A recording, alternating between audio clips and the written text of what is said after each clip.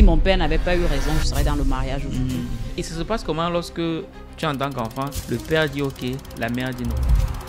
Si un homme venait te dire qu'il veut t'épouser, quelle est la première question que tu lui poseras? Pourquoi? Parce qu'il t'aime. Parce qu'il m'aime.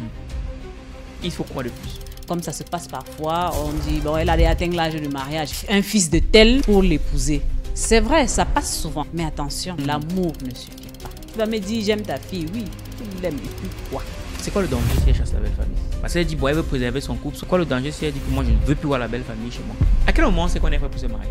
On a besoin de quelqu'un lorsqu'on rentre le soir, qu'il nous écoute. On est obligé d'aimer la femme. Parce que passer 24, 48, 365 jours avec quelqu'un qu'on n'aime pas, c'est une catastrophe. J'aimerais revenir sur toi, Larissa. Toi, tu as divorcé, pourquoi? Nous, les parents, nous devons accompagner nos enfants dans ce processus-là. Les 30 et 31 août 2025, rendez-vous au Starland Hotel Bastos à Yaoundé dès 9h pour le week-end de l'écrivain Cameroun, organisé par les éditions Argent Livre. Au programme, conférences, panels, ateliers, formations sur l'écriture. Venez célébrer l'héritage de plusieurs générations. Parce qu'un Africain qui écrit, c'est une bibliothèque qui se construit. C'est quoi l'erreur que très souvent les femmes commettent lorsqu'il s'agit du mariage? La plus grosse erreur, la plus grosse bêtise, c'est de confondre l'amour, c'est-à-dire tomber amoureuse et aimer véritablement. Comment ça? Oui. Tomber amoureuse, ça peut arriver. Je peux tomber amoureuse de Valère. Mais je peux décider de ne pas aimer Valère ou je peux décider d'aimer Valère. Parce que l'amour, ça se commande. Comment ça? Je peux décider de vous aimer. Comment on décide d'aimer une personne? Bien sûr, on décide. On peut tomber amoureuse. Tomber amoureuse, c'est vrai, l'amour est déjà là. Mais aimer, c'est une décision. Pourquoi c'est une décision? Parce que lorsqu'on aime quelqu'un, on le supporte avec tout. Tout entre guillemets ou tout? Tout! Vraiment. Vous comprenez? Donc, aimer, c'est une décision. Parce que cette personne n'est pas parfaite. Ça veut dire que si je décide de l'aimer, je prends le lot, je prends le paquet. Je prends tout ce qui va avec. C'est vrai qu'il y a des... Comment dire ça? Il y a des éléments qui peuvent, par exemple, la violence. Quand la violence entre, c'est plus ça. Mais si en dehors de la violence, il y a autre chose, il y a plus autre chose qui dérange, moi je dis, aimer, c'est une décision. Tomber amoureux, on peut tomber amoureux, mais quand on décide d'aimer, on est prêt à supporter. Et lorsqu'il s'agit de mariage, il faut quoi alors du coup? Il faut aimer la personne? Oui, il faut décider d'aimer la personne. Il faut d'abord tomber amoureux parce que vous savez, l'euphorie du mariage, les 3 premiers mois, les 6 premiers mois, nous sommes dans l'euphorie, on n'a pas encore découvert qui on a en face. Donc maintenant, lorsqu'on est déjà de plein pied dedans, on commence à découvrir. Petit, non, il me parle mal.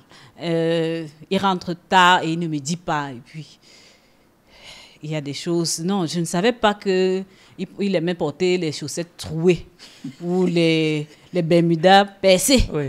Maintenant, je commence à voir l'autre côté de la personne, pas le côté idéalisé qu'on a vu au départ. Donc, je commence à voir le côté de... Mais ce côté-là, est-ce qu'il faut attendre le mariage pour le voir ou alors il faut d'abord vivre un peu ensemble, ensuite se marier? Quand on tombe amoureux, on ne regarde pas. Ah bon? On ne voit pas ce ça côté-là. C'est un peu le vécu là. Oui, c'est le vécu. Est-ce que tu veux nous partager un bout de ton histoire? Parce que ça c'est un peu le vécu. Quand on tombe amoureux, on ne regarde pas tout ça. Quand on tombe amoureux, on est dans l'euphorie, comme j'ai dit tout à l'heure, de l'instant, on vit pleinement la relation, on ne se soucie pas, aucun souci. On peut tomber amoureux même 50 fois. Et puis on revient à la réalité quelques mois après. On se retrouve, on commence à se poser des questions quelques 2-3 mois après, 6 mois après, 1 an après. Ça dure souvent maximum 2 ans. Dans les cas où ça a vraiment duré, c'est 2 ans. D'accord. Oui. Et lorsqu'on est justement... Comment faire pour garder la lucidité lorsqu'on tombe amoureux? C'est très difficile là, il faut que je le dise. C'est vraiment, vraiment difficile de garder la lucidité lorsqu'on tombe amoureux. Bon, il y a des exceptions, des gens qui décident, il se dit, bon, c'est le moment, je vais me marier. Et il utilise son cerveau au lieu d'utiliser son cœur. Et là, lorsqu'il a utilisé son cerveau à la place de son cœur, c'est différent de celui-là qui a rencontré une fille en route, qui est tombé amoureux et puis 2 mois après, il s'est dit que non, c'est la bonne, je peux la mettre à la maison. Ou bien une fille qui a rencontré un monsieur, 2 mois après, elle dit non, c'est peut-être le bon. Mais celui qui décide de se marier, par exemple, Oui. il décide avec la raison. Parce que là, il est prêt, il se prépare. Pourquoi je dois me marier? Quel type de femme je veux dans mon foyer? Comment je veux construire mon foyer? Quel est le type d'éducation que je veux pour mes enfants? Et là, maintenant, il a une orientation. Forcément, il ne va pas prendre une femme qu'il aime tellement, mais il va prendre une femme qui remplit les conditions que lui-même s'est fixées. Mais quelque part, est-ce que ça ne va pas laisser un vide? Parce que s'il n'y a pas... Si, ok, je sais Oui. que cette femme me correspond, elle Oui. coche toutes les cases, Oui. sauf la case amour. De l'amour. Oui. Comment on Ça fait? sera très difficile. Il peut décider d'aimer la femme parce qu'elle a des vertus, elle a des valeurs. Des valeurs qui, pour lui, sont des valeurs prioritaires. Elle a ces valeurs-là, elle a ces vertus-là. Et là, il décide de l'aimer. Et lorsqu'il décide de l'aimer, il va faire un effort pour que tout se passe bien. Lorsqu'il décide de l'aimer. Et Oui, s'il n'y il peut arrive décider. pas? Est-ce que c'est parce qu'on décide d'aimer une personne que forcément on y arrive? C'est vrai, c'est un peu difficile, c'est un peu ambigu, mais je pense que si on décide, on peut. Hein. Je peux décider. Par exemple, je suis dans un projet que je traîne depuis 12 ans. Je n'ai jamais lâché. J'ai décidé que ça va marcher. Et je sais que ça va marcher. Donc, si je décide que je vais aimer un homme, parce que cet homme, pour moi, c'est le type que je cherche. Il remplit il coche beaucoup plus de cases que la case de l'amour. Je vais finir par l'aimer parce que par sa manière, il va m'amener à l'aimer. Par sa manière de faire, par les valeurs qu'on partage, par notre quotidien, il va m'amener à l'aimer. Mais là, Vous comprenez un peu? mais souvent la réalité rattrape. On a souvent vu les gens qui se disent qu'ils aiment se marier avec elle, il ou elle se marie avec une personne. Oui. Et à la fin de compte, elle se dit, bon, finalement, je ne l'aime pas parce que elle dit découvrir l'amour lorsqu'elle rencontre quelqu'un d'autre. Lorsque vous êtes de plein pied dans une relation que vous appréciez, avec quelqu'un qui partage vos valeurs, vous n'avez pas parfois l'instant, une seconde pour regarder. Bon, en fait, je parle de moi. Hein, vous n'avez pas une minute, j'ai dit une seule minute pour regarder à côté et voir si quelqu'un d'autre remplit la case de l'amour ou pas. Je me contente, je suis concentrée sur ma personne. Oui. Question un peu bateau comme ça. Oui. Entre l'homme et la femme, qui sait aimer de la meilleure des manières, selon toi? C'est difficile de le dire. Parce que aimer, c'est pas... Je vais dire quoi? Ce n'est pas un calcul. Ce n'est pas... Aimer réellement, ce n'est pas ce qu'on voit dans les films. Donc, chacun aime à sa manière, que ce soit l'homme ou la femme. Chacun aime à sa manière. La femme a sa manière d'aimer, l'homme a sa manière d'aimer. Moi, je saurais dire qu'il y a une personne parmi les deux qui aime mieux que l'autre. Donc là, c'est difficile pour moi de le dire. Parce que l'homme, il sait pourquoi il aime cette femme. La femme, elle sait pourquoi elle a choisi cet homme. Donc, c'est difficile pour moi. D'accord. Oui, Okay. c'est difficile pour moi de le dire, réellement. Je le conçois. Oui. Et de toute façon, personne n'a été une femme ou un homme pour savoir. Pour savoir, ça qui est difficile effectivement. en bateau. Oui, parce que là, c'est difficile de dire que l'homme aime plus. Parce que les gens ont tendance, Valère, les gens ont tendance à dire que l'homme aime plus que la femme. C'est vrai, l'homme a ce côté qu'il protège souvent avec son ego. Il ne veut pas montrer que je suis fou de cette fille. Il cache ça. Mais la femme est plus expressive. Ce n'est pas parce qu'elle est plus expressive qu'elle aime plus que l'homme. Ce n'est pas parce que l'homme cache beaucoup ses sentiments qu'il aime plus que la femme. Donc, chacun a sa manière d'aimer. Chacun a sa manière d'aimer, Oui. en effet. Et c'est quoi le meilleur conseil qu'on t'ait donné en ce qui concerne les couples et les relations de mariage? Je ne sais pas si on va me donner un conseil. Hein. Ce que je sais, c'est quand je suis allée présenter mon fiancé à ma maman,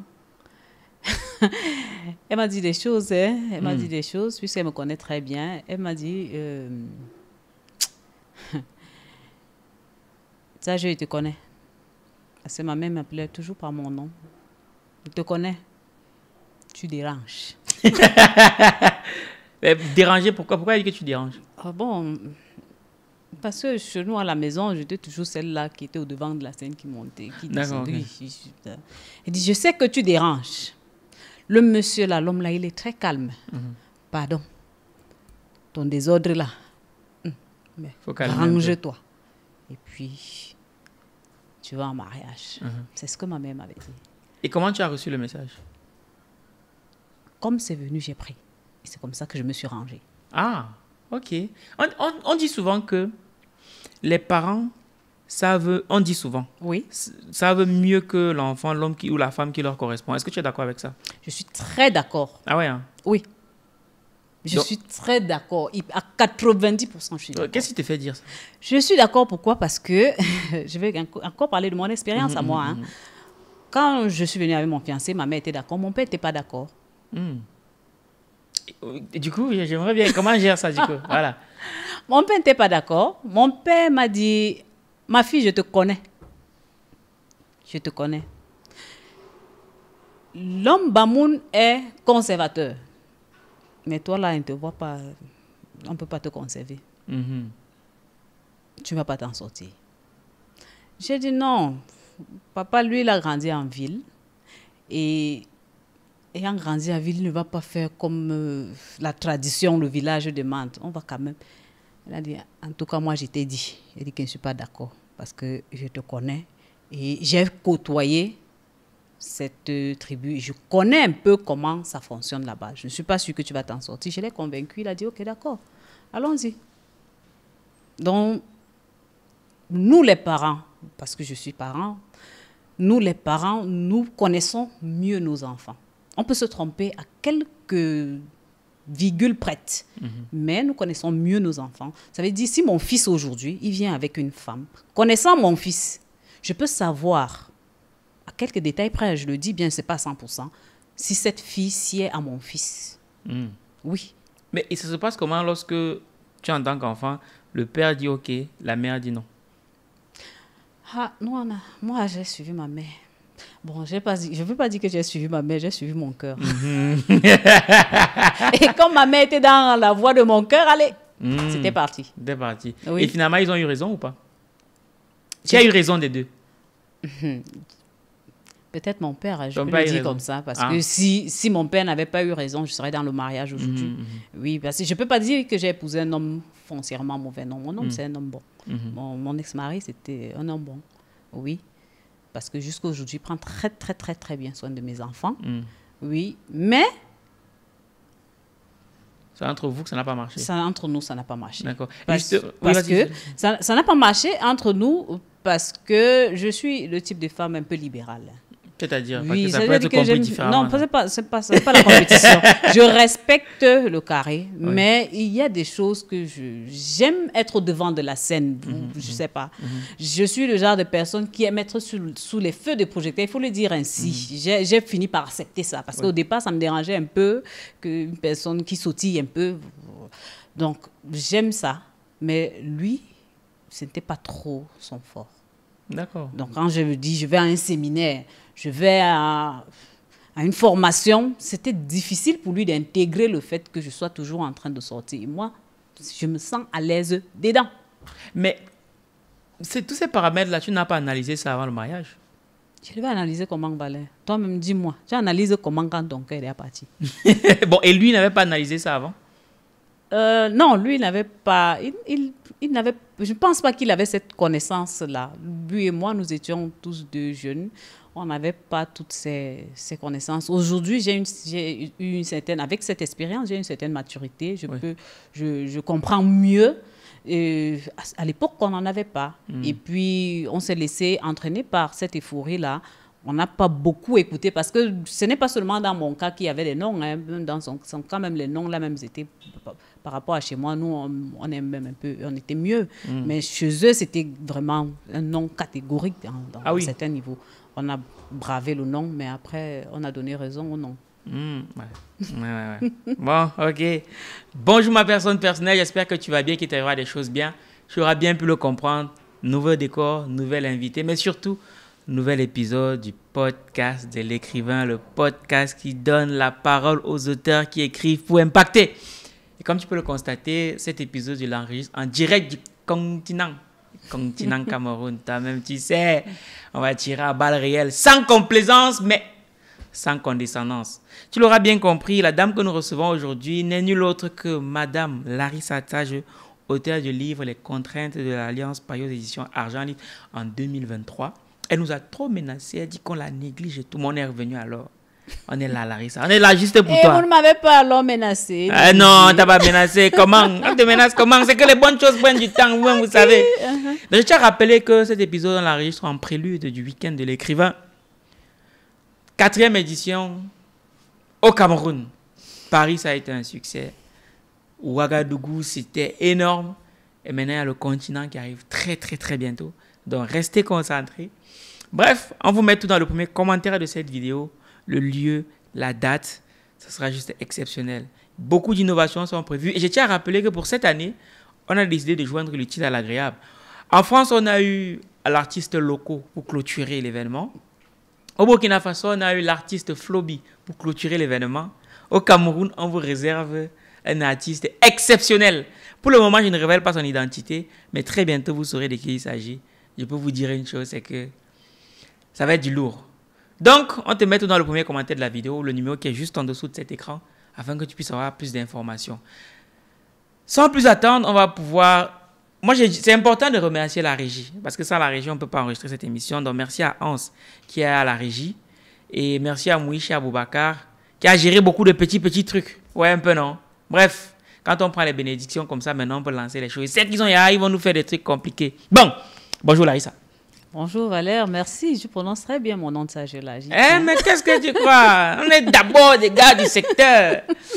Comment tu vas? Je vais super, hyper bien. Je ne sais pas comment je vais dire, mais je vais très bien. J'espère que c'est contagieux. C'est contagieux. Ok, donc ça va. Amen, amen, amen. Bon, pour ceux qui te découvrent aujourd'hui, ta caméra, elle est là. Oui. Qui es-tu? Je suis Larissa Tsage, la fille de son père d'abord. Enseignante de formation, promotrice d'années services, qui fait dans le pressing, qui fait dans les produits d'entretien, les services d'entretien et formation. Je suis également auteur du petit livre Les contraintes de l'Alliance. Je vous convie à le lire, surtout les jeunes femmes. Oui, ça va vous apporter beaucoup d'éléments. Lisez-le.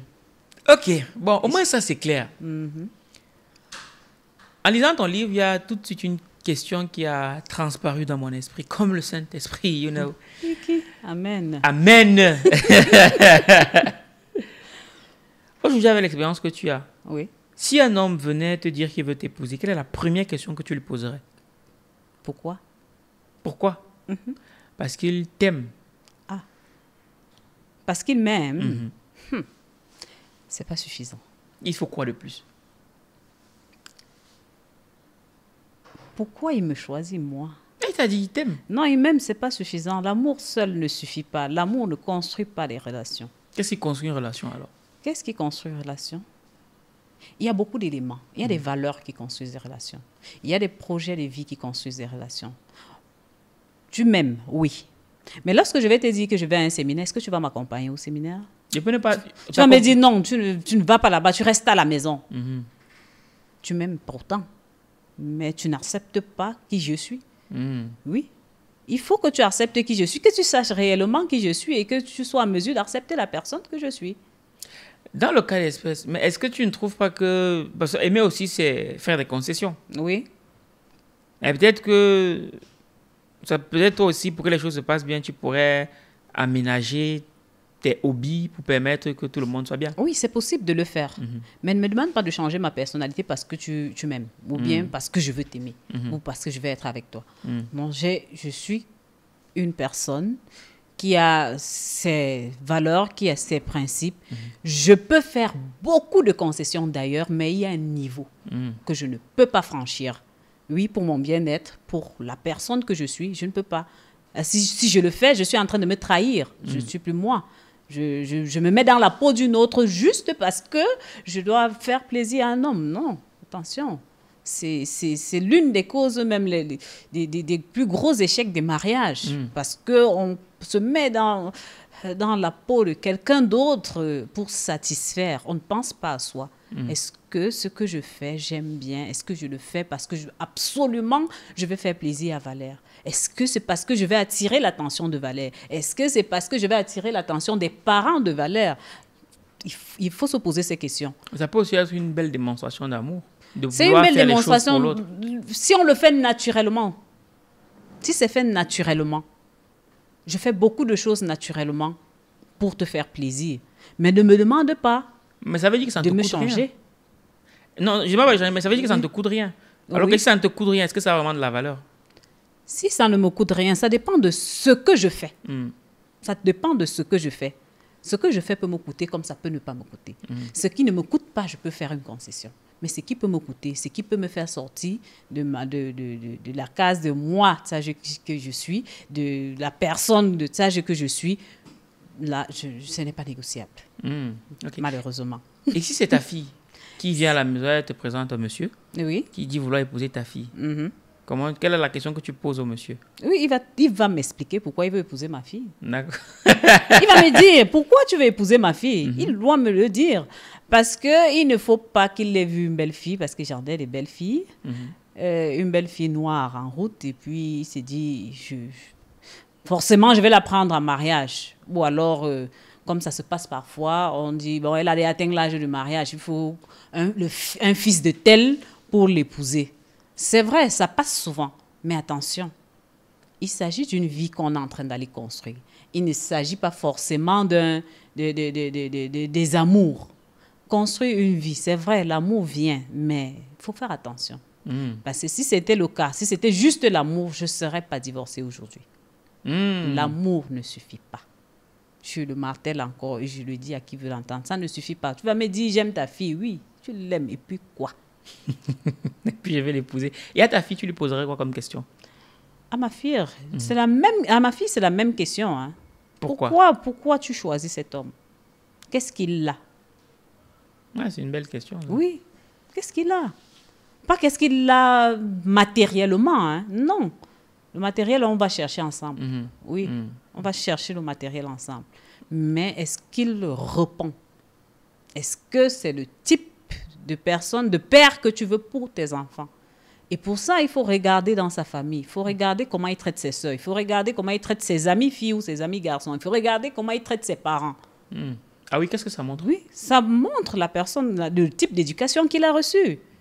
Un monsieur qui peut se permettre d'insulter sa sœur, que ce soit une sœur aînée ou une petite sœur au milieu de la route ou bien dans un restaurant, manquer de respect aux gens, ne va pas te respecter chez toi. Ah oui? Attention, oui. Ok, et dans ce cas de figure, on fait qu'on se sépare? On se sépare. Est-ce que c'est pas un peu radical? Est-ce qu'il ne faut pas essayer de le sensibiliser? Parfois, c'est mieux d'être radical. Parce que parfois, on voit des signes, on supporte, on se dit non, il va changer. Il ne change pas. C'est même pas le climat. Tu penses que les humains ne changent pas? C'est difficile.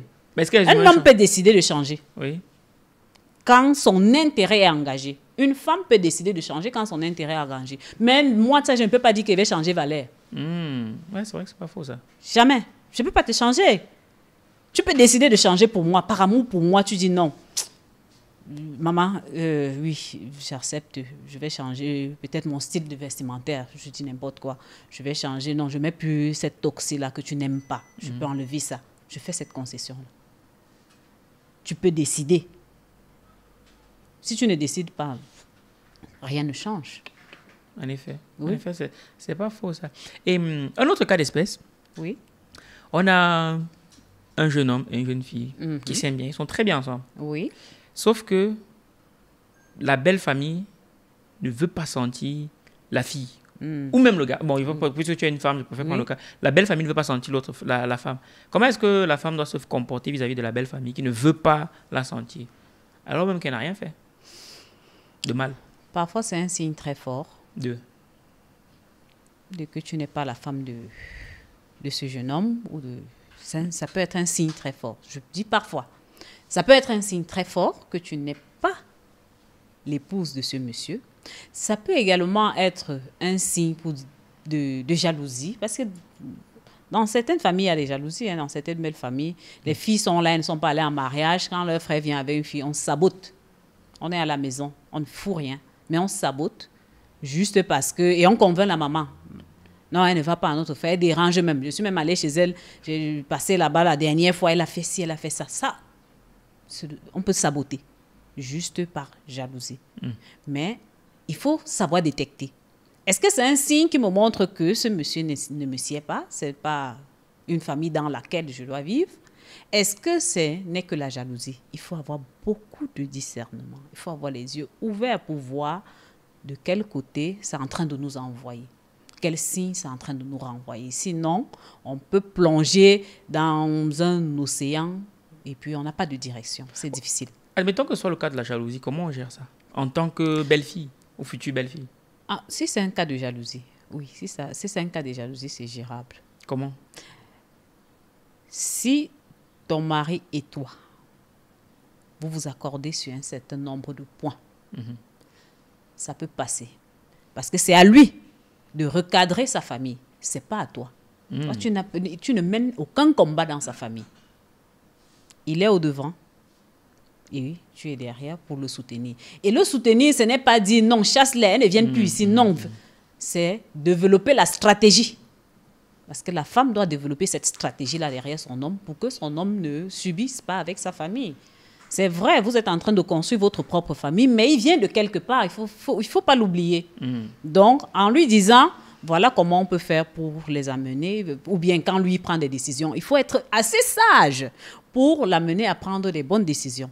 Pas parce que tu veux absolument être bien dans la relation, mais il faut regarder tous les contours.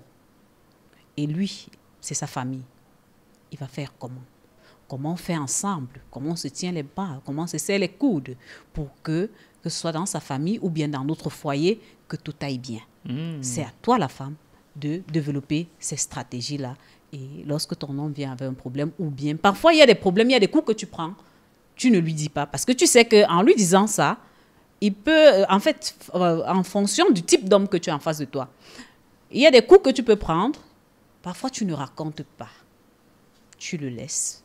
Tu gères en solo parce que tu sais que si je lui dis que j'ai eu ça, il peut mal agir et en agissant très mal parce qu'il veut me protéger, ça va détruire beaucoup de choses. Tu calm down et puis tu prends le temps d'observer et par la suite, quand tu auras géré, tu lui dis voilà un peu une situation que j'ai gérée. Il sera content de voir que tu l'as protégé, tu as protégé sa famille aussi. Donc, la femme a un grand rôle à jouer quand il s'agit des affaires de couple.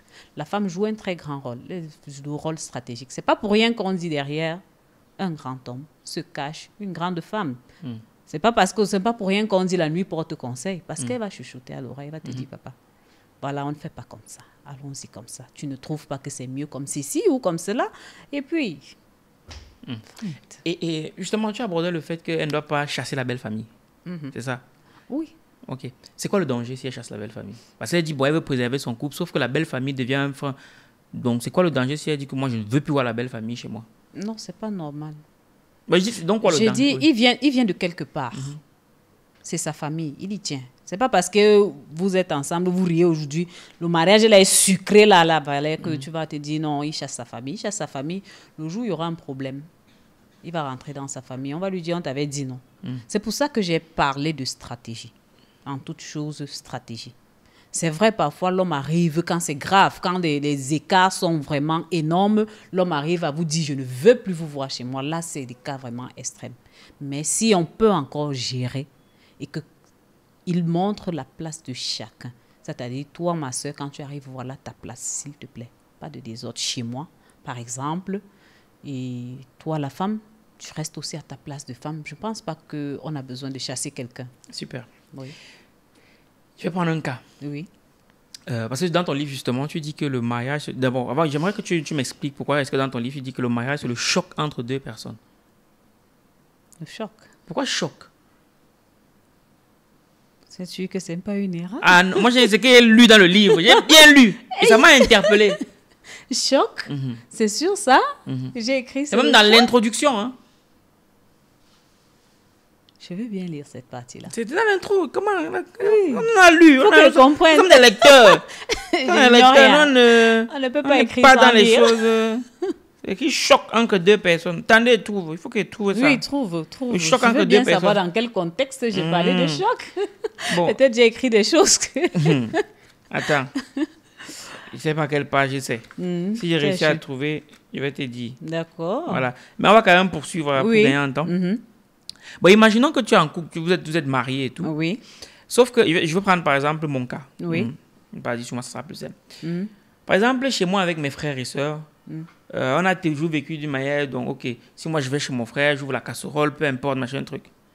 Bon, imaginons maintenant, moi je suis avec ma femme, et j'explique à ma femme que moi, mon frère, quand il vient chez moi, il a accès à la casserole. Et ma femme n'est pas d'accord. Oui. Parce que justement, culturellement, pour elle, ça ne se fait pas. Chez moi, tel que j'ai été élevé, c'est normal. Comment on gère ça? Vous devez trouver un terrain d'entente, Valère. Bon, imaginons que c'est toi la coach. Oui, c'est moi la femme. Voilà. Non, toi, tu es coach. Oui. Ah, et moi, je suis là, il vient te poser le problème. Comment je fais pour trouver le terrain d'entente? Tu demandes à ton frère de t'asseoir au salon, que sa femme vienne lui servir à manger là-bas. Merci. Mais sauf que chez nous, c'est pas comme ça. Non, c'est vous, c'est pas comme ça. Il doit s'adapter. C'est la concession donc que tu dois faire. Si moi, je dois aussi faire des concessions, à ce niveau, tu fais aussi une concession. Est-ce que ce n'est pas justement... Elle est le ministre de l'Intérieur. Laissez-la gérer sa cuisine, mon frère. C'est comment? Mais ça, c'est pas un juste milieu, ça.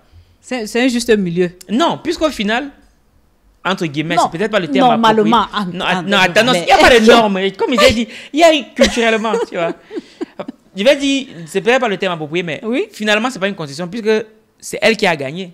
Puisque finalement, mon frère, il ne s'est pas servi comme il voulait. Non, il ne s'est pas servi comme il voulait, mais il a été servi. Il a été servi comme un roi. En fait, on l'a mis dans les plateaux. Puis, on voit un peu gracious. Est-ce que ça, c'est une solution? C'est une solution. Une très belle solution d'ailleurs. On l'appelle à être un roi. Il s'assoit, on vient, on le sert normalement. Il finit de manger, on débarrasse. Quel est cet homme-là qui entre, il va dans la cuisine, il se sert dans les marmites? Attendez un peu, il veut compter les morceaux de viande. Non, parce que c'est mieux quand tu prends la louche, tu te sers toi. Mais bien sûr, c'est même mieux quand tu choisis tes morceaux. Tu vois un peu. Je vais mettre dans le kumbu. Tu connais le kumbu? Ouais, les grosses assiettes là. Voilà. Je vais mettre dans le kumbu. Je viens de déposer. Tu choisis les morceaux. Si tu veux, tu manges même dans le kumbu. Voilà. Ok, si tu le dis. Si tu le dis. Donc, à quel moment on sait qu'on est prêt pour se marier? À quel moment on sait qu'on n'est pas prêt pour se marier? Non, qu'on est prêt. Qu'on est prêt. Là, c'est the moment. Aïe, aïe, aïe. That's the question. À quel moment? Tu as écrit le livre, hein, il faut nous dire. À quel moment on sait qu'on est prêt pour se marier, Valérie? Oui. C'est difficile, hein? Mais c'est justement pour ça qu'il veut que tu répondes. Sinon, la question n'a pas d'intérêt. À quel moment? Bon, moi, je pense que...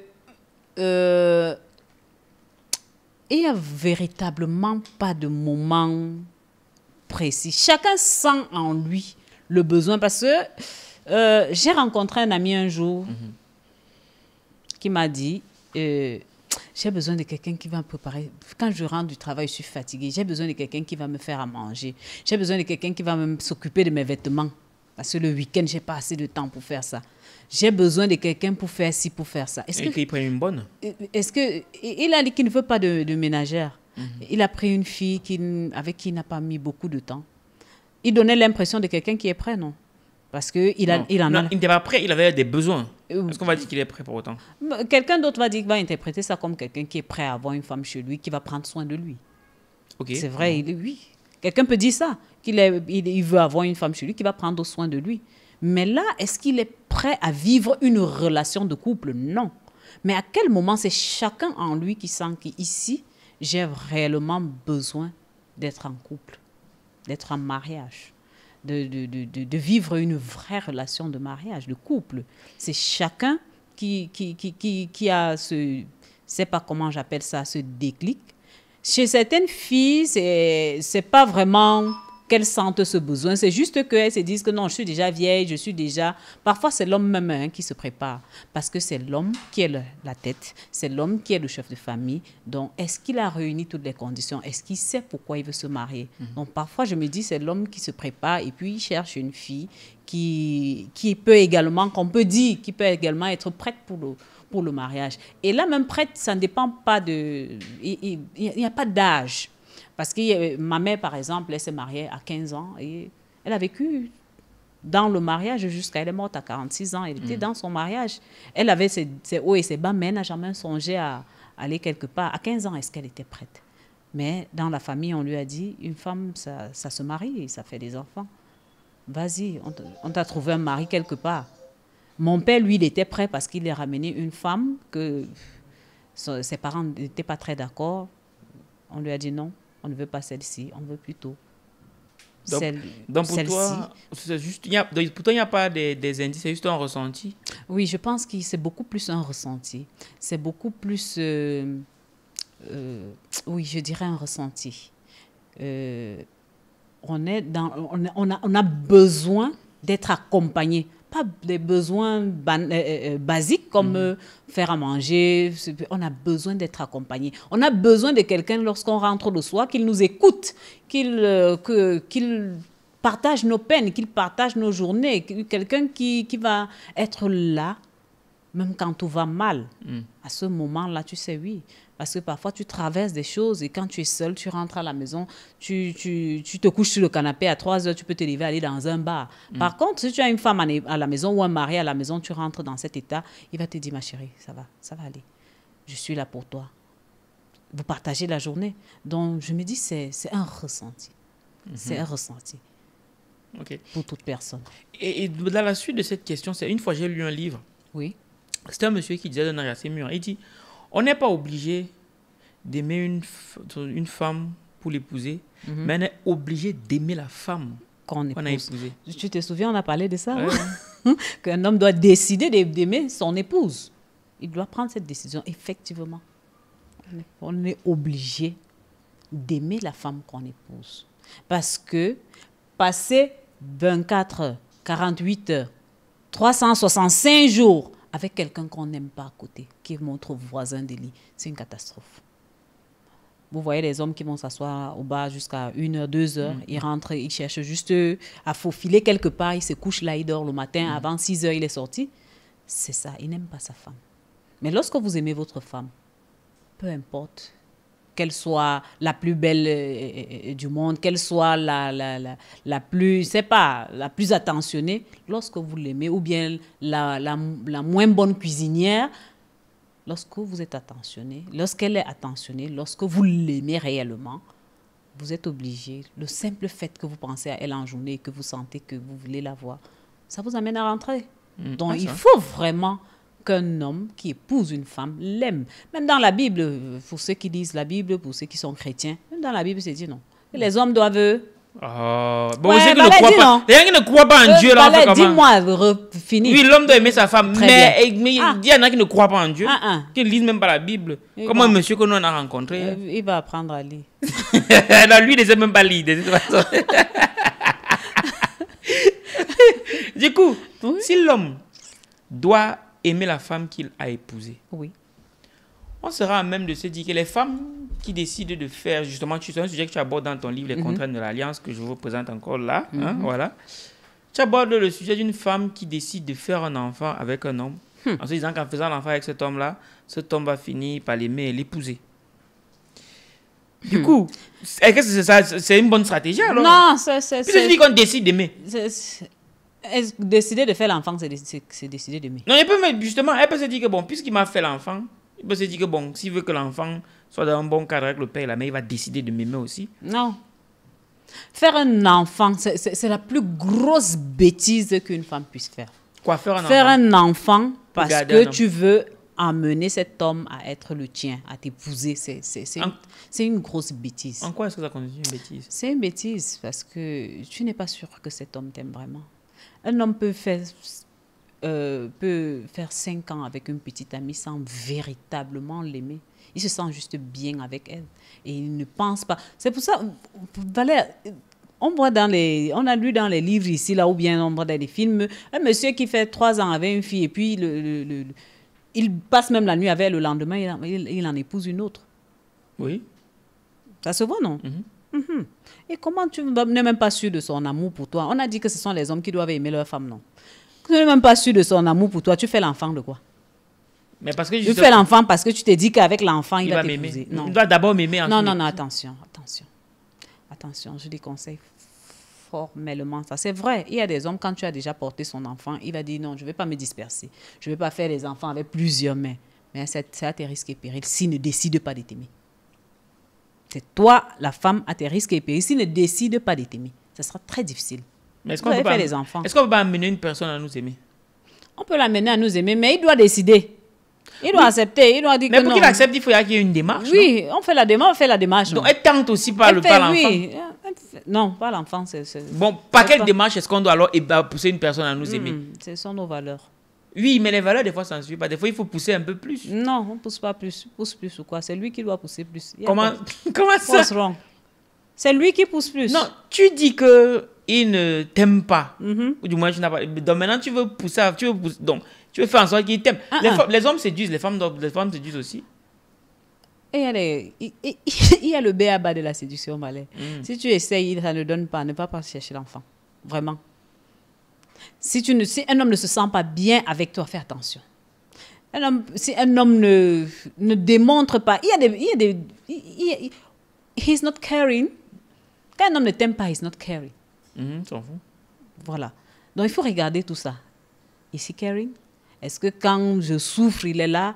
Est-ce qu'il me donne des conseils? Est-ce qu'il m'amène à grandir? Est-ce qu'il me regarde même? Ouais. Bon. Il ne me regarde pas. Moi, j'aimerais Mais revenir- je dis quand même qu'il va concevoir.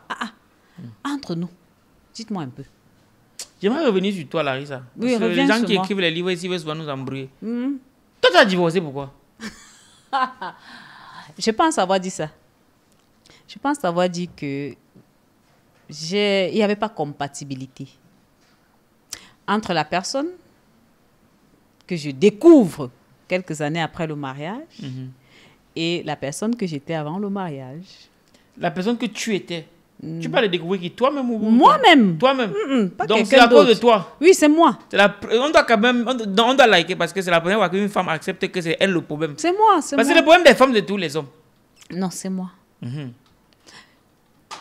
C'est pour ça, dans le livre, tu vas voir, Valère, je le dis, chaque femme doit apprendre à se connaître. Ouais, tu insistes beaucoup dessus. J'insiste là-dessus. Parce que j'ai réellement... Mes parents me connaissaient, mais moi-même, je ne me connaissais pas encore. Et mes parents n'ont pas eu les mots appropriés pour me dire, voilà le type d'enfant que tu es. Et parfois, je repoussais ma personnalité. Je n'acceptais pas qui j'étais réellement. Mais quand tu repousses, quand on chasse le naturel, il revient au galop. Oui. Donc, un jour, j'ai dit à mon mari que je ne suis pas le genre de femme qu'on met dans une case, que ce soit même en or et tout, et qu'on ferme. Je ne vais pas rester. Je vais m'envoler. Je vais sortir par un trou. Je ne peux pas. Donc, quand tu te connais, si je me connaissais, je n'aurais pas épousé un conservateur. Il aurait pu être un bon tout ce qu'il est, et puis ça n'aurait pas donné. Ou alors, il acceptait que non, ma femme, c'est le genre de femme qui est comme ceci, et bon, je l'accepte comme ça. Et comment on fait pour se connaître? Parce que y en a qui vont mettre 10 ans, 15 ans, 20 ans, 30 ans pour se connaître. Donc, ils vont attendre 40 ans pour se marier. Donc, comment on fait pour accélérer ce processus de la connaissance de soi? C'est les parents, nous devons accompagner nos enfants dans ce processus-là. Et c'est ce que j'essaye de faire avec les miens. Nous devons accompagner nos enfants dans ce processus de connaissance de soi. Parce que nous avons fait des enfants, nous les voyons grandir et nous voyons leurs prédispositions. Parfois, eux-mêmes, ils ne voient pas ce que nous, on voit en eux. Parfois, eux, ils n'ont pas l'image que nous avons. Parce qu'une personne externe, une personne qui est en retrait, qui vous observe, peut mieux vous parler de vous par rapport à vous-même. Oui. Donc, à un moment donné, j'ai commencé à poser des questions. J'ai posé des questions à ceux qui m'étaient proches, mes frères et sœurs. Je demandais, quand tu es avec moi, qu'est-ce que tu ressens? Qu'est-ce que tu... Oui. La personne qui m'avait vraiment répondu franchement, avec 2 personnes m'avaient parlé de ça et j'ai compris que c'était ça, l'une des choses. Ma grande sœur m'avait dit, tu es quelqu'un d'assez libéral, tu aimes être sous les feux des projecteurs. Elle m'a encore dit autre chose, c'est que tu aimes prendre soin des gens. Elle m'a dit, tu ne veux pas le mariage parce que tu aimes trop le mariage. C'est juste que tu as besoin de quelqu'un chaque matin quand tu vas te lever, il est au petit soin, oui. Okay. Le soir, avant qu'il ne dorme, tu le fais un petit machin, tu prends soin de lui. C'est ça ton problème. Et j'ai commencé à comprendre qui j'étais réellement. Un autre m'a dit, c'est mon ami Richard Salabik. Il m'a dit, tu aimes prendre soin des gens. Tu aimes tellement prendre soin des gens. Donc j'ai compris que mon travail, même le mariage que j'aime tellement là, c'était parce que je recherchais quelqu'un Donc, tu voulais prendre soin. dont je voulais prendre soin. C'était pas vrai trop de l'amour ou quoi. Donc, si l'amour est arrivé, oui, c'est bon. Si l'amour est au rendez-vous, c'est une bonne chose. Mais si l'amour n'est pas au rendez-vous, ça devient difficile. Donc, je cherchais quelqu'un à qui je devais donner mon attention. Peut-être parce que dans l'enfance, je n'en ai pas beaucoup reçu. Mes parents m'ont donné ce qu'ils ont pu me donner, mais je n'ai pas beaucoup grandi. J'ai grandi avec mes parents à partir d'un certain âge. Donc, ailleurs, j'ai subi la maltraitance où j'étais comme un enfant. En fait, je ne sais pas comment expliquer ça, mais j'étais maltraitée. Donc, ça fait que ça a tellement ébranlé, ça a tellement diminué beaucoup de choses en moi qu'il a fallu que je travaille pour essayer de me remettre au niveau, à niveau. Donc, du coup, pour se connaître, parfois, il faut poser des questions à son entourage, à des amis proches, des amis très proches, des gens avec qui on a grandi, pour que ces gens-là disent réellement ce qu'ils voient en toi. Ouais, c'est vrai que c'est un exercice qu'on ne fait pas souvent. Oui. On ne nous apprend même pas à nous connaître. Non, on ne nous apprend pas. Et j'ai trouvé ça très pertinent dans ton livre. Oui. Parce que très souvent, j'ai entendu la connaissance de soi, c'est important. Mais quand j'ai lu dans ton livre, ça m'a paru évident parce que je ne sais pas quel mot tu utilises, mais pour moi, pour la première fois, ça m'a paru tellement évident. Parce que quand on ne se connaît pas, on fait des mauvais choix. On fait des mauvais choix. Ils ne nous correspondent pas. Mais c'est après qu'on se rend compte. C'est après on se rend compte. Ah, c'est pour ça que j'ai dit, la personne que j'étais avant le mariage, je découvre une nouvelle personne après le mariage et cette nouvelle personne n'est pas acceptée. Et c'est ça le drame dans le mariage, parce que la personnalité évolue. Aujourd'hui, je ne suis même plus la même personne qu'il y a 6 ans quand j'ai divorcé. Je ne suis plus la même personne parce que je travaille encore pour améliorer ma personnalité. Donc, la personnalité évolue. Et lorsque la personnalité évolue et que celui que tu es en face n'accepte pas la nouvelle personne que tu es devenue, c'est là où il y a peut-être le choc. Voilà, peut-être le choc. OK. Mais maintenant, des fois, oui, on sait qui on est. Enfin, un pan parce qu'on peut faire le tour de sa personne. Ça. Il y a un pan de nous qu'on connaît, mais qui nous fait peur, ou du moins qu'on refuse d'accepter. Oui. Comment on gère ça? C'est difficile. Moi-même, j'ai refusé. Il y a une partie de moi que j'ai refusé. J'ai refusé pendant longtemps jusqu'à ce que j'écoute. Il y a un pasteur que j'écoutais bien, Yvan Castanou. Oui. C'est quand j'ai écouté Yvan Castanou que j'ai accepté. Je n'acceptais pas. Et tu veux nous dire alors ce que c'est? À partir de toi que je n'acceptais pas. La partie de moi, de la personne qui aime être sous l'effet de projecteur, je n'acceptais pas. Okay, d'accord. Je n'acceptais pas être devant de la scène, je n'acceptais pas. J'aimais toujours me cacher. Mais à chaque fois que j'arrive quelque part et que je me cache, on va aller me pêcher là-bas, on me ramène. Donc, je n'acceptais pas ça. Mais quand j'ai écouté un des audios de Yvan Castanou, c'était en 2000, quoi. C'était il y a peut-être 5 ans aujourd'hui que j'ai écouté, peut-être 7 ans, voilà, que j'ai écouté ça. Et c'est ça qui a débloqué quelque chose en moi. Quand il a dit, il y a plusieurs personnes, il y a des gens qui aiment faire ci, il y a d'autres qui aiment faire ça. Je me suis retrouvée dans l'un des éléments. J'ai dit, ah, d'accord, ça veut dire que j'accepte. Donc, je peux être comme ça. Bon, ça encore, ça va. Oui. Par contre, moi, je connais des filles et des gars qui aiment plaire.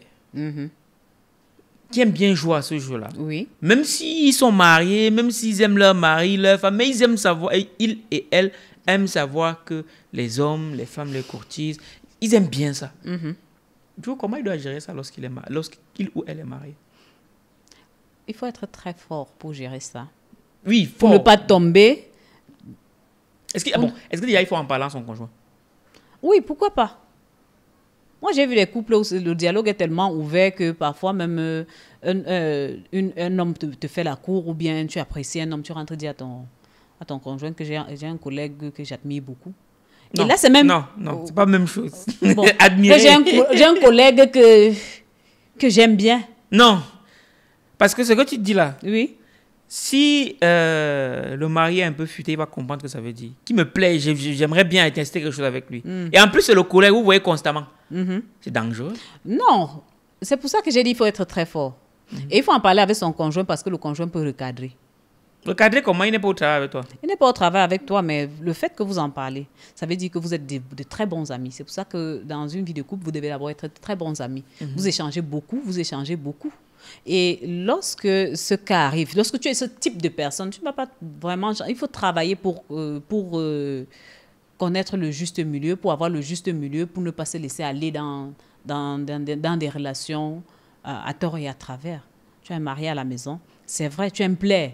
Mais plaire, là, ça peut se limiter à quelque chose. Et il faut faire attention, parce que plaire, là, ça peut finir quelque part. Et tu te retrouves dans un truc où tu n'avais pas souhaité. C'est pour ça que je dis, il faut être assez fort pour travailler ce côté-là, parce que si tu aimes plaire, au lieu de prendre une femme ou un homme que tu vas déranger avec cette histoire, le mieux, c'est de rester seul.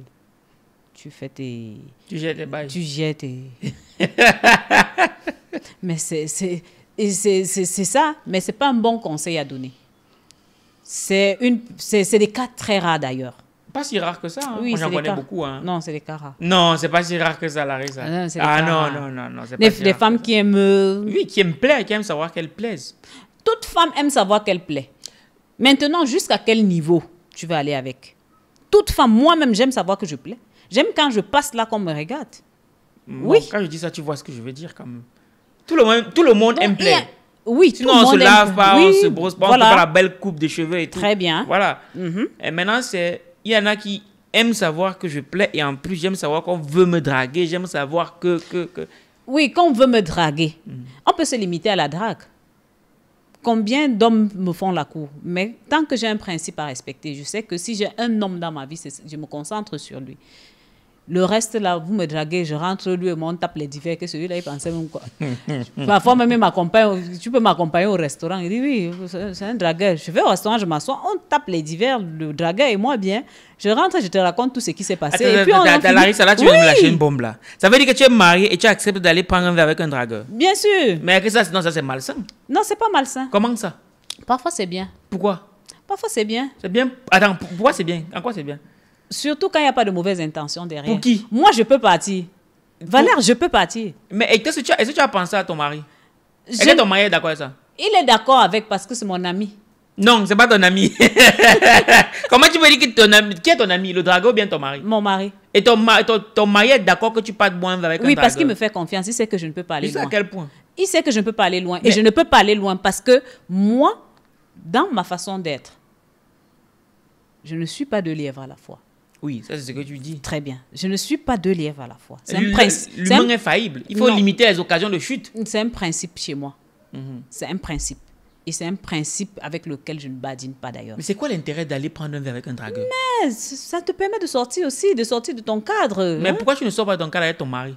Chaque jour. Et alors? Qu'est-ce que tu as en train de dire comme ça, Larissa? Ce n'est pas pour dire que je vais aller dormir. Non, c'est Non, je n'ai vraiment pas dit Valère. dormir. Mais tu sais Valère, ça peut être un dragueur et une amitié. Non, attends. C'est un dragueur. On n'est pas sur l'amitié, on est sur le dragueur. Oui. Mais tu sais que lui, quand il t'invite boire un verre, tu sais ce qu'il attend de toi, le dragueur. Oui. Et puis je le recadre. Tu le recadres comment? Là, c'est les jeux dangereux. Attends. Je le recadre d'une manière assez stratégique et il comprend, il se range. Et s'il ne se range pas, Mais là, c'est le bâton, là. Ça, c'est la carotte. Pourquoi? Tu sais que c'est un dragueur. Oui. En principe, tu ne devrais pas prendre un quelconque cadeau avec un dragueur. Tu le sais. Non, Si tu es marié. je prends pas de cadeau. Mais quand si- je vais dans un restaurant, je suis capable de payer. Tu es je capable, paye. mais ce n'est pas toi qui vas payer. Il va vouloir être galant. C'est un dragueur. Oui. Il va vouloir être galant. Il va Je vouloir lui dis payer. qu'on fasse 50-50. Non, Moi, il j'ai déjà fait va même pas te 50-50. demander. On est au Cameroun, Larissa. Moi, je fais 50-50. Non, mais il a payé. Il a payé. Oui, tu fais Mais il comment? a payé, je rentre chez moi. Donc, ça veut dire que quelque part, il t'a imposé ce cadeau-là. Que tu as accepté en allant au resto. Non. Pourquoi tu veux courir dans nos cerveaux? Je cours. Non, Valère, je ne cours pas dans ton cerveau, en fait. Moi, je sais une chose. C'est que toute personne aime plaire. Mais je dis, la limite, il y a une limite. Et ce n'est pas tout le temps. Et ce n'est pas tout le monde. Parfois, en allant comme ça, nous sommes dans les affaires. Oui. Hein? On peut également avoir ce type d'amis qui, vous faites les affaires ensemble et qui veut te faire la cour. Oui. Ouais. Tu ne vas pas refuser d'un coup quand il te dit allons au restaurant. Par exemple, moi, c'est mon cas. Je ne vais pas refuser quand il te dit allons, prenons un pot. Tu sais déjà quelle est son intention parce que lorsqu'un homme te regarde une fois, deux fois, tu sais déjà que celui-ci là, il ne me regarde pas simplement. Il y a quelque chose derrière la tête.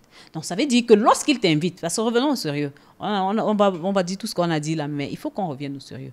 Lorsque il m'appelle, retrouvons-nous, il va te sous-entendre que c'est pour parler affaires. Mais toi, tu sais au fond de toi que ce n'est pas, ici, ce n'est pas affaire. C'est qu'il va arriver là-bas, il va placer le mot. Maintenant, pour ne pas gâcher ce partenariat en affaires, qu'est-ce que je fais? Je dois être assez mature pour la mener à comprendre que ça ne peut pas se passer comme ça. Et bon, quels sont les mots que tu utiliserais? Je vais lui dire, cache que je... J'ai dit à un qu'en ce moment, je n'ai pas besoin d'homme dans ma vie. Donc, si tu viens dans ma vie en tant qu'homme, c'est pour que je te stresse. Est-ce que tu as besoin de stress? Non. Et justement, je vais reposer la question. Qu'est-ce que tu lui dis pour qu'il, sans le blesser, sans heurter son ego, oui. de telle enseigne que vous puissiez garder de bonnes relations dans le business, tout en lui faisant comprendre que, bon, voilà, on ne peut pas être ensemble parce que... Que tu lui dis quoi concrètement? Premièrement, je vais essayer de lui faire comprendre que moi, je n'aime pas les mélanges business et tout ce qui va derrière le business. Si on est partenaire d'affaires, focalisons-nous sur nos affaires. Parce que si aujourd'hui on engage une relation et qu'en cours de route, on est partenaire d'affaires et on est dans une relation, en cours de route, le côté... de l'amour. Ça ne marche pas. Pourtant, c'est beau de faire du business avec son ça chéri. va impacter sur nos affaires. C'est beau, mais ça. C'est beau, je n'en disconviens pas. C'est beau, mais est-ce que c'est le genre que moi je veux dans ma vie alors? Non, les gars, si tu vous draguez une fille qui vous dit que non, elle ne peut pas faire business et affaires, arrête vous friendzonner. Donc voilà. Hein? Tu es une de Friendzone, what's friendzone? Friendzone, c'est que tu mets quelqu'un qui veut être ton conjoint ou bien qui va avoir une relation plus qu'amicale avec toi. Toi, tu lui dis que non, il préfère qu'on soit amis. Il est mis dans la zone des amis. Oui, il reste mon ami et mon très bon ami d'ailleurs. Très bon ami. Oui. Qu'est-ce que tu penses du divorce? Pas du divorce, de la polygamie. J'aime la polygamie. Really, nigga? Comment tu n'as pas bien entendu? Tu aimes la polygamie? Oui, la polygamie, c'est une bonne chose. Dans quel sens on va? Sans que beaucoup de gars vont être contents d'entendre ça. Oui, la polygamie, pour moi, c'est une très bonne chose. Pourquoi? Mon grand-père maternel en avait 8. Mon grand-père paternel en avait 12. Ça veut dire quand nous, on arrivait au village pendant les vacances, on entre ici, on peut manger dans 12 maisons. Oui, mais là, tu étais en tant qu'enfant, mais en tant que femme. En tant que femme oui. et entrepreneur que je suis, oui. La polygamie est bien pour moi. Parce que je n'aurai pas toujours de temps pour consacrer toute mon énergie sur mon époux. Donc, à un moment donné, quand je n'ai pas vraiment envie que quelqu'un me stresse, il dit, gars, va chez la deuxième ou la troisième. Va chez la deuxième. Ou alors, c'est pas... Il y a quelqu'un d'autre qui va m'aider dans la tâche, quoi. Il y a quelqu'un d'autre qui va m'aider dans la tâche. Là, je parle juste sincère, franchement. Je suis... Même quand j'étais mariée, j'avais dit à mon mari, un jour, je lui ai dit vraiment, on a l'immeuble ici, là.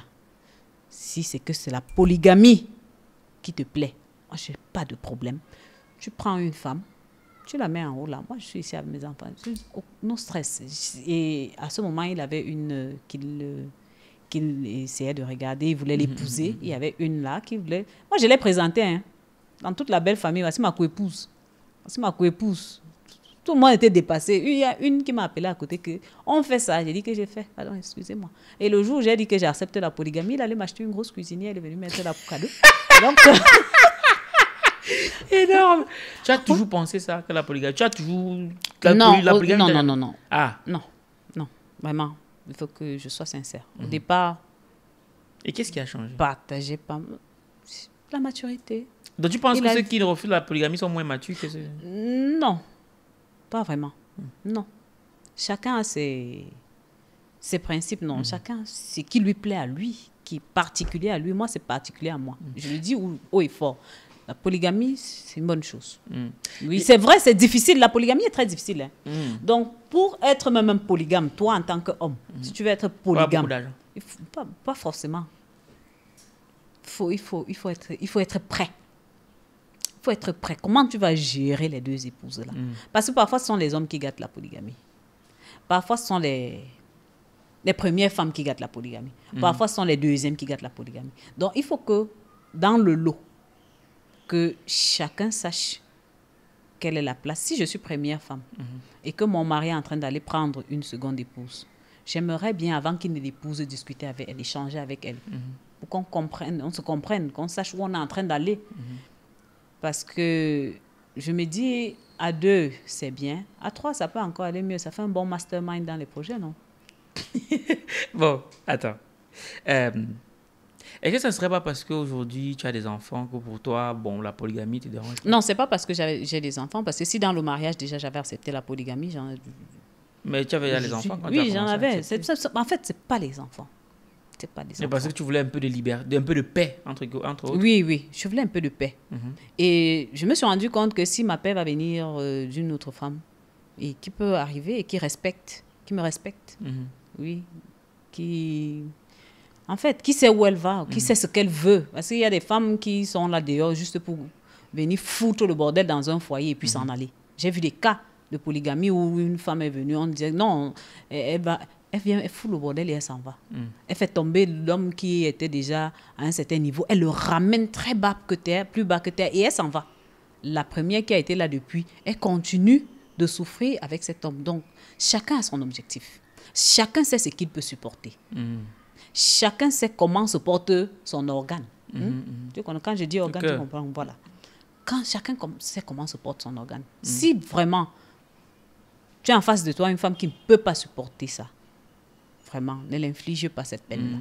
Mais si c'est quelqu'un qui peut être conciliante, qui peut comprendre, si moi, je peux comprendre, si je ne peux pas supporter, je préfère qu'on s'arrête là. Mais si je peux supporter, fine, allons-y. Mais là, il faut que je sache avec qui,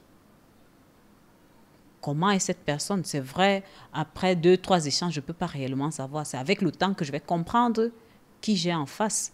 Mais sinon, les premiers moments déjà, tu peux avoir une idée du type de personne que tu as en face. Et puis, tu te prépares à vivre avec cette personne-là. Oui. Et pour toi, est-ce que l'infidélité, c'est une raison suffisante pour le divorce? Non. Non. L'infidélité n'est pas une raison assez suffisante pour le divorce. L'homme, dans son essence, l'homme dans son essence... Quand tu dis l'homme avec grand tache ou l'homme non, avec l'homme, tache? le mâle. Elle va nous allumer. L'homme, c'est... Je me dis toujours, ça c'est mon avis à moi. C'est vrai, j'ai aussi lu quelque part dans certains des documents, dans certains livres, que... Mais moi, j'épouse ce concept-là, que l'homme, c'est celui... Et il est foncièrement... quel thème je vais utiliser pour ne pas trop vous blesser? Vas-y, dis, on a t'inquiète. On est prêt. Il est toujours à la conquête. Donc, c'est difficile de voir un homme qui va te dire qu'il est réellement fidèle. C'est très difficile. Je n'encourage pas l'infidélité, vraiment, loin de là. Mais préparons nos esprits, nous les femmes. Surtout que quand on parle même d'infidélité, ce n'est pas seulement l'homme. Les femmes sont même déjà doublement plus infidèles que les hommes. T'inquiète, moi, ils savaient déjà. Donc, lorsqu'on parle de l'infidélité, il faut que chacun à son niveau, que chaque femme prépare son organe. Ça peut arriver. Lorsque ça arrive, il y a une manière de gérer. Oui, il faut gérer très sagement. Parce que lorsque tu mets ton attention sur un point, ça s'amplifie. Lorsque tu banalises, on ne comprend pas. Donc, ne laisse pas l'occasion que ça s'amplifie. Parce que nous, les femmes, c'est qu'on devient 007. Téléphone. On dort dans ton téléphone. Dès qu'on a trouvé, soit on va appeler les filles à gauche et à droite, on va se mettre à les insulter. Non, non. Lorsque tu fais ça. C'est vrai, moi, j'ai eu à faire ça. Ah ouais, hein? Je te raconte. Raconte-nous, on est là pour ça. Donc, avant de raconter, je reviens pour dire que il ne faut pas amplifier. Lorsque tu as constaté, peut-être tu peux faire la remarque et 1 ou 2 remarques et tu t'arrêtes là. Mais si tu reviens avec tous les jours, dès qu'il ouvre sa bouche, oui, n'est-ce pas? Dès qu'il veut porter critique, peut-être sur un repas ou bien sur une manière de faire un certain nombre, oui, n'est-ce pas? L'autre dehors te fait des assis ou bien l'autre te fait des assis. Dès que tu commences là, ça devient... Tu tombes. Par contre, il y a une manière de gérer ça. Tu le regardes dans les yeux, tu dis, gars, j'ai découvert ta chose là. Mon ami, arrête-moi ça. Ou alors, dis-moi. Si tu es déjà polygame comme moi, qui aime la polygamie, c'est la deuxième. C'est la deuxième. Légalise-moi vite ça et puis on quitte. Je ne veux pas les problèmes. Je ne veux pas. Et quand la deuxième arrive, moi, me connaissant, elle dit que gars, on doit jouer dans le même team. On doit savoir le contrôle. Il va où, il vient où. L'histoire. L'histoire, c'est que quand j'étais encore en mariage, on aimait prendre de samedi, je crois samedi ou dimanche, en fait, un jour du week-end où le matin, on doit parler projet, avenir et tout. Et à un moment donné, tous ces matins-là, le téléphone va sonner. Sonner. La même personne appelle. À un moment, je prends le téléphone, je regarde. J'ai déjà capté le numéro, non. Est-ce que j'ai besoin d'une heure de temps pour ça? Je rentrais, j'ai enseigné au lycée de Biémassi, je rentrais au niveau du carrefour Vort. Je prends le téléphone, j'appelle le nom de la fille. Puisque j'avais vu le numéro enregistré avec le nom. Je lui ai dit, en fait, c'est la première fois que j'appelle une fille. Mais là, c'est qu'elle avait exagéré. Voilà les mots que j'avais utilisés. J'ai dit, laisse mon mari tranquille. Je lui ai dit de ne plus troubler. Je lui ai dit, quand tu es avec lui, moi, je ne vous trouble pas. Quand je suis souvent avec lui, je t'appelle. Pourquoi quand moi, je suis avec lui, tu dois troubler? Je ne veux plus. Première fois. Je marchais à pied, parce que j'aime bien la marche à pied. Je descends, j'arrive en face du collège, je prends encore un autre call-box, j'appelle la même personne. Je lui dis encore que, est-ce que tu as saisi ce que j'ai dit? Ne me trouble plus. Si tu veux rester avec lui, reste. Ton moment, c'est quand vous êtes dehors. Mais quand il est déjà chez lui, je ne veux plus de trouble. Est-ce que tu as compris? Est-ce que commence à me dire, c'est qui? J'ai dit, si tu as 10 maris, des gens que tu suis, sache que c'est la femme de l'un des maris là qui t'appelle. Wow. On continue. Je vais jusqu'à puisque j'habitais à Damas, je vais jusqu'à la Shell Siméon. Je prends encore un troisième call. Je lui dis, c'est la troisième et la dernière fois que je t'appelle. La prochaine fois, je serai devant ta porte. Et tiens-toi tranquille, je ne serai pas seule. J'ai raccroché, je suis partie chez moi et depuis le jour-là, il n'a plus appelé. Je ne sais pas si la relation est finie parce que je ne cherchais plus à savoir si c'est fini, mais elle n'appelait plus le matin. Et moi, ça m'apaisait qu'elle n'appelle plus le matin. Voilà. C'est comme ça que j'ai géré ça. Donc, parfois, il faut aussi appeler. Et non, bon, en tout cas, ça demande beaucoup de sang-froid. Hein. Et moi, quand tu dis là, je vois beaucoup de femmes en Occident, le poil s'est hérissé et tout. Mais bon, chacun voit midi à sa porte, comme on dit. Oui. On arrive pratiquement au thème de notre échange. Et moi, j'aimerais savoir, du coup, c'est quoi qui t'a motivé à écrire ce livre, Les contraintes de l'Alliance? C'était quoi le but derrière? Pour moi, c'était comme une libération. Libération? Oui, parce que, vous savez, le divorce n'est pas facile. Le divorce n'est pas facile et quand tu portes le poids du divorce avec autant d'enfants que j'ai, tu portes ce poids-là. Parfois, les gens ne te comprennent pas. Parfois, les gens ne sont pas à ta place pour comprendre ce que tu traverses, le brouillard dans lequel tu te trouves. Parfois, des gens te jettent même la pierre parce qu'on se dit, voilà, une mère irresponsable qui a abandonné ses enfants. Mais personne ne se pose la question que, mais attends un peu, si cette femme a pu laisser 6 enfants, si elle a pu laisser ce qu'elle a construit avec son mari et qu'elle soit partie, est-ce qu'il n'y a pas une raison suffisamment forte derrière ce divorce? Est-ce que... Donc, le simple fait que des gens me jetaient la pierre, je me sentais parfois frustrée. J'ai fait 2 ans où je ne faisais absolument rien pendant les 2 ans. J'étais vraiment dans la dépression pendant 2 ans de ma vie. Donc, pendant ces 2 ans, je réfléchissais à est-ce que je ne peux pas me libérer? Comment je me libère? Comment je fais? Si c'est vrai, j'ai pris des formats A4 sur lesquels j'ai fait des confessions. J'ai écrit beaucoup de choses de moi que je ne voulais plus, que j'ai brûlées. Et jusque-là, ce n'était pas suffisant. Donc, écrire ce livre, c'était pour moi une sorte de délivrance. Ça m'a permis de libérer ce que j'avais dans le cœur. Ça m'a également permis parce que lorsque je voyais les jeunes filles s'agiter, je dis, J'ai fait ça avant vous. J'ai écrit aussi ce livre pour dire aux jeunes filles, faites attention. Oui, la jeune fille qui va lire le livre va comprendre. Je lui dis, fais attention. C'est vrai, c'est beau l'amour. C'est beau de tomber amoureuse, mais il faut faire attention à ne pas se tomber, se casser les pieds, ou les bras, ou se fendre la tête une fois. Non, fais attention. Tomber amoureux, mais il faut savoir où on va, savoir qui on est, savoir où on va. Et là, tomber amoureux aura tout son sens. Mais justement, dans ton livre, tu parles de comment se reconstruire après le divorce. Oui. Et toi, tu parles de la dépression que tu as traversée pendant 2 ans. Et ma question a 2 volets. Comment tu as fait pour sortir de cette dépression de manière pratico-pratique? Et quelle est la place des églises ou de la prière dans tout ça? Je commence par la deuxième, les églises. Je les tiens, sincèrement, hein, je vais le dire comme ça. Non, dis, non, on aime quand ça sort comme ça sort. Oui, je les tiens en horreur. Ah, attends.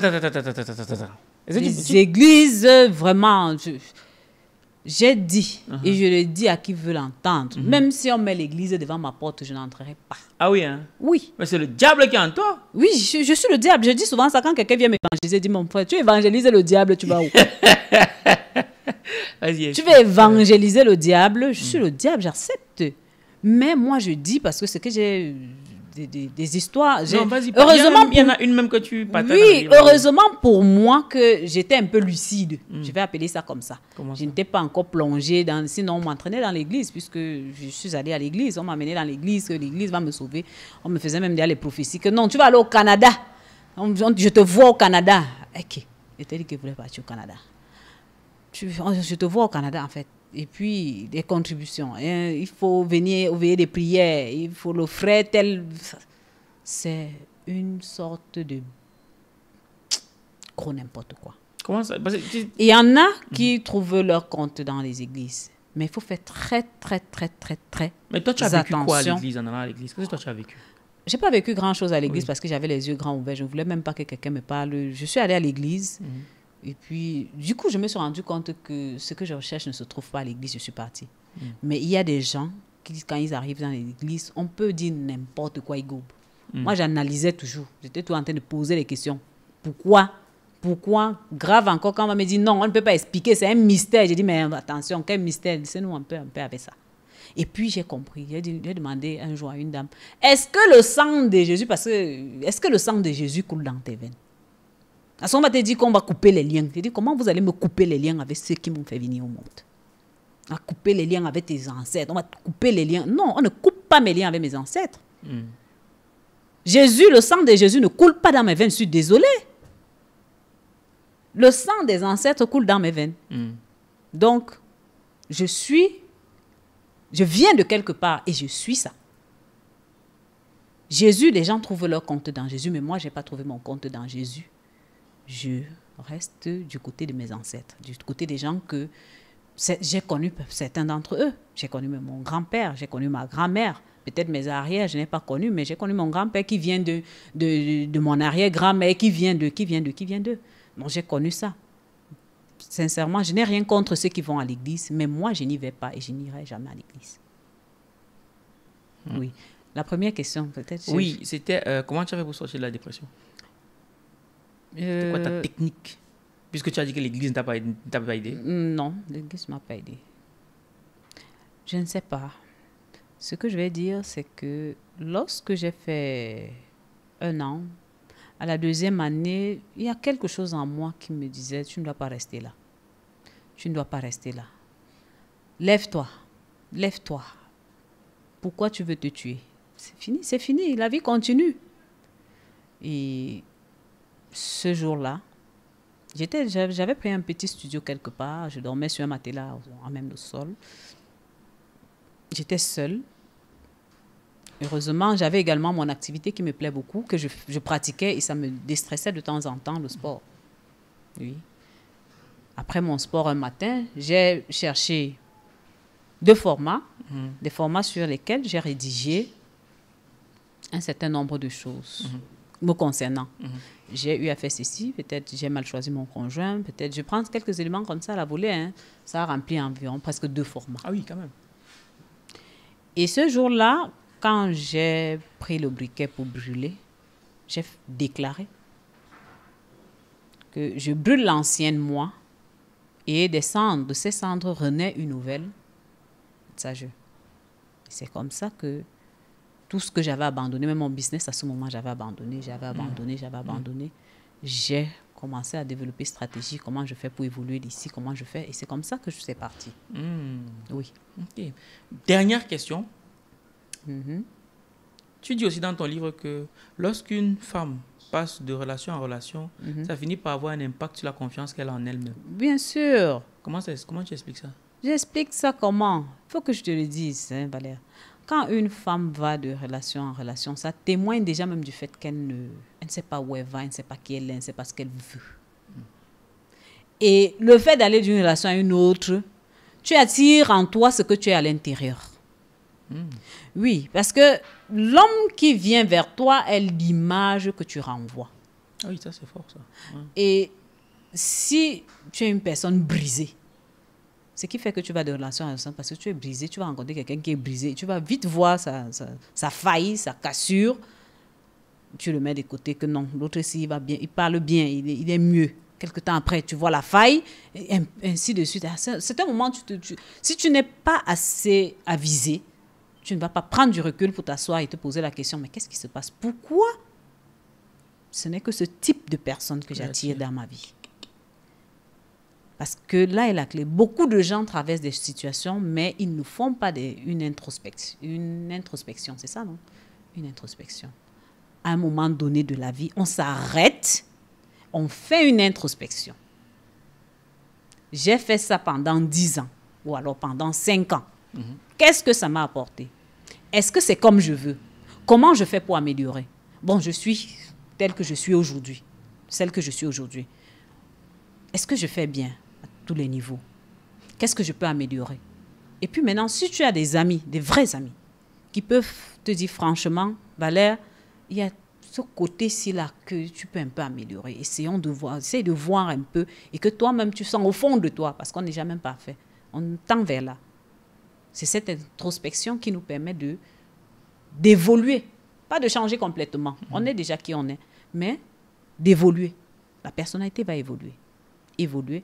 Et à la fin, tu vas te rendre compte que tu es déjà quelqu'un d'assez confiante et tu peux attirer enfin quelqu'un de confiant. Donc, si tu vas de relation en relation, ça veut dire qu'il y a quelque chose qui ne va pas. Et ce quelque chose, arrête-toi un instant. Prends 1 minute, travaille. Pose-toi la bonne question et tu verras. De toute façon, quand on se pose les bonnes questions, on trouve les bonnes réponses. Merci beaucoup, Larissa. Ta caméra, elle est là. Je te laisse le mot de la fin. Ah, Valère, merci. Merci de m'avoir donné cet espace. Merci de m'avoir laissé parler à cœur ouvert. Je t'en prie, c'est le but. Donc, je dirais, le mariage, c'est la meilleure des choses qui puissent arriver. Amen. À un être humain, que ce soit homme ou femme. En fait, un homme avec grand H, Valère. Donc, le en mariage, tout cas, moi, je me marie, hein, ça, oui, c'est oui, sûr. ça, c'est sûr. Non, nous, on a vu les fiançailles. Donc, le mariage, on sera invité. Donc, le mariage, c'est la meilleure des choses qui puissent arriver à une femme ou à un homme avec aux hommes avec grand H. Mais alors, il faut bien se préparer, savoir où on va, savoir qui on est. Et là, ça permet quand même de trouver quelqu'un qui peut nous accompagner. Parce que c'est là le plus difficile. Lorsqu'on n'est pas compris, lorsqu'on ne sait pas qui on est, c'est difficile de trouver quelqu'un qui nous comprenne réellement. Tout à fait. De toute façon, on a dit donc, je bénis toutes les filles. Je ne suis pas... Ne dis pas amen là-bas. OK. Je bénis toutes les filles et les garçons, trouver les bons mariages et les meilleurs mariages. La messe est dite. Passe-toi à parler. Qu'est-ce qu'il nous reste à dire? Elle a dit qu'on n'a pas dit amen. Non. Amenez. Oui. Dans l'équipe, c'était Valère Veillas et Larissa Tsage, auteur du livre Les contraintes de l'Alliance, paru aux éditions Argent Livre. Je tiens à rappeler que, bon, elle a dit que elle est pour la polygamie. Donc, ils savent que beaucoup de gars, ça va leur plaire. Bref, on ne met pas le cœur. Voilà, chacun doit surveiller son organe. Donc, si vous souhaitez en savoir plus, on vous met tout dans le premier commentaire de la vidéo. Et comme je vous ai dit, rendez-vous au week-end de l'écrivain 2025 sur le continent. Il faut montrer que le continent reste le continent. Paris a su mettre les pendules à l'heure. Les Ouagalais ont monté le niveau. Bon, maintenant, on est le continent. On compte sur vous parce que sinon on est mort. Bref, tout est dans le premier commentaire de la vidéo. On est ensemble comme en décembre et on se ressemble. Minakano. Les 30 et 31 août 2025, rendez-vous au Starland Hotel Bastos à Yaoundé dès 9h pour le week-end de l'écrivain Cameroun, organisé par les éditions Argent Livre. Au programme, conférences, panels, ateliers, formations sur l'écriture. Venez célébrer l'héritage de plusieurs générations. Parce qu'un Africain qui écrit, c'est une bibliothèque qui se construit.